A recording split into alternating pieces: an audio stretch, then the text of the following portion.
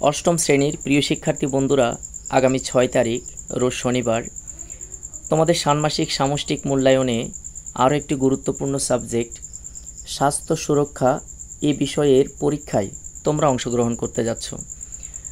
তো শনিবারের স্বাস্থ্য সুরক্ষা পরীক্ষাটা কেমন হবে, প্রশ্নপত্র কেমন হবে, এটা কি প্রজেক্ট আকারে আসবে নাকি ধারাবাহিক কিছু প্রশ্ন থাকবে নাকি শর্ট প্রশ্ন থাকবে, নানান বিষয় নিয়ে তোমরা উদ্বিগ্ন আছো। আর মাঝখানে যেহেতু 2টা দিন সময় আছে, আগামী বৃহস্পতিবার এবং শুক্রবার পুরা দিন তোমরা সময় পাচ্ছ প্রস্তুতি নেওয়ার। এখন এই প্রস্তুতিটা তোমরা কিভাবে নিবা সেই সম্পর্কে আমি একটু ছোট্ট করে বলার চেষ্টা করি।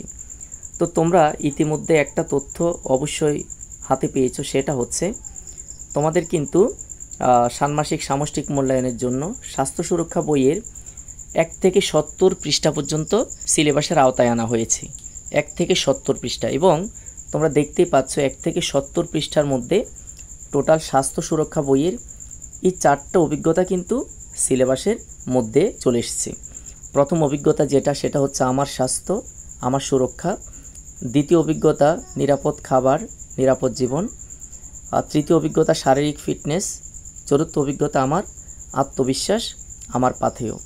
তো তোমরা এই 4টা বিষয়ের পড়াটা কেমনে পড়বা, কি মুখস্থ করবা, আদৌ পরীক্ষাটা কেমন হবে, প্রশ্নটা, এ সকল বিষয় চিন্তা না করে তোমাদেরকে ছোট্ট একটা পরামর্শ দিচ্ছি। সেটা হচ্ছে এই যে 4টা অভিজ্ঞতা তোমরা দেখতে পাচ্ছ 1 থেকে 70 পৃষ্ঠার মধ্যে, দয়া করে এখন এই মুহূর্ত থেকে পড়া শুরু করো। আমার মনে হয় শুক্রবার পুরা দিন অফ ডে আছে, কালকে হয়তো অনেকের স্কুলে যেতে হতে পারে, শনিবার যেহেতু পরীক্ষা, আমার মনে হয় এই 1 থেকে 70 পৃষ্ঠা পর্যন্ত তোমরা কভার করে ফেলতে পারবা। মোটামুটি একবার রিভিশন করে ফেলা যাবে। যাদের মুখস্থ করার অভ্যাস তারা নিশ্চয়ই আজকে যে পরীক্ষাটা হয়েছে সেটা ধরা খেয়েছো। আজকে যে জীবন জীবিকা পরীক্ষাটা হয়েছে, তোমরা অনেকেই কিন্তু প্রশ্নপত্র হাতে পেয়েছো, মুখস্থ করে গিয়েছো, কিন্তু তারপরেও পরীক্ষাটা ভালো হয়নি, কারণ তোমাদের পরীক্ষাতে কিন্তু একটা প্রজেক্ট উপস্থাপন করার জন্য বলছে।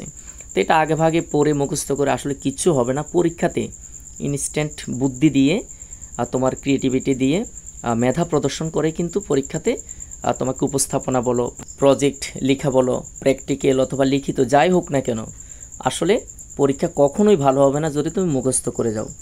আর যেটা আজকে ঘটেছে, অনেকে কিন্তু পরীক্ষা প্রশ্ন হাতে পাওয়ার পরে কিন্তু মুখস্থ করছো, কিন্তু পরীক্ষাতে কোনোভাবেই ভালো করে লিখতে পারো নাই।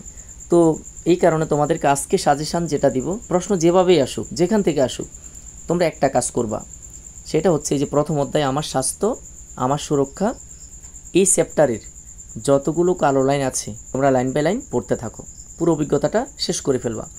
এরপর আসছে দ্বিতীয় অভিজ্ঞতা নিরাপদ খাবার নিরাপদ জীবন, এবং এখানেও সেমলি কোনো কিছু মুখস্থ না করে তোমরা পড়া শুরু করো।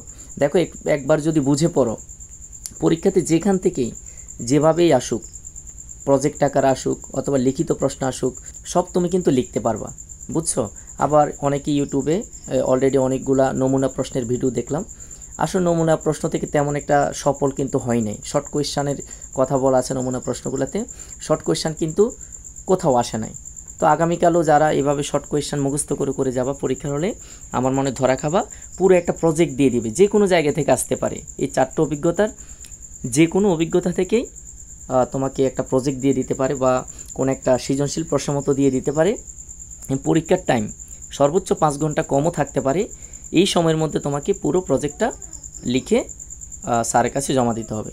এরপর এটা দেখতে পাচ্ছ 3 নম্বর অধ্যায় শারীরিক ফিটনেস, এটাও তোমরা পড়বা। মোটামুটি এই যে 2 দিন 2.5 দিন টাইম আছে, তোমরা চেষ্টা করবা এখানে 4টা অভিজ্ঞতা শেষ করে ফেলার জন্য, ঠিক আছে। 4টা অভিজ্ঞতা এই যে খুব সম্ভবত এই যে 70 পৃষ্ঠা, তার মানে এখানেই শেষ। আমার মনে 70 পৃষ্ঠা পড়া পসিবল, একটু মনোযোগ দাও, কোনো কিছু মুখস্থ করার দরকার নাই। মুখস্থ যারা করছো তারা কিন্তু প্রশ্ন হাতে পাওয়ার পরেও কিন্তু লিখতে পারো নাই, তাদের পরীক্ষা কিন্তু ভালো হয় নাই। আর যাদের একটু বানিয়ে লেখার স্বভাব আছে, টপিক বুঝে প্রশ্ন বুঝে লেখার অভ্যাস আছে, দিন শেষে তারা কিন্তু বিজয়ী হয়েছে। তো তোমাদের সবার জন্য দোয়া থাকবে, শুভকামনা থাকবে, প্রত্যেকটা পরীক্ষা ভালো হোক এই প্রত্যাশায় আজকের মতো বিদায় নিচ্ছি।